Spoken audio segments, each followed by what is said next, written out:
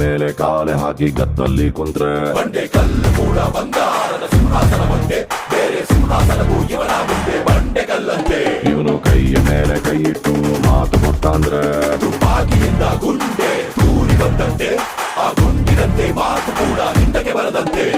ಯಾರು ನಿಂಗೆ ದೊಡ್ಡವನಲ್ಲ, ಯಾರು ನಿಂಗೆ ಹೆಚ್ಚೇನಲ್ಲ, ನಿನ್ನ ಪಾಲಿಗೆ ರಾಜ ನೀನೆಂದು. ಯಾರೋ ಗೌರವ ಕೊಡಬೇಕಿಲ್ಲ, ಯಾರು ಗುರುತಿಸಬೇಕಾಗಿಲ್ಲ. ಮೈಯ ಮೇಲೆ ಪೊಗರೆ ಧರಿಸು, ನಿನ್ನ ಹೆಸರೇ ನಿನ್ ಬ್ರ್ಯಾಂಡು. ಪುಷ್ಪ ಪುಷ್ಪ ಪುಷ್ಪ ಪುಷ್ಪ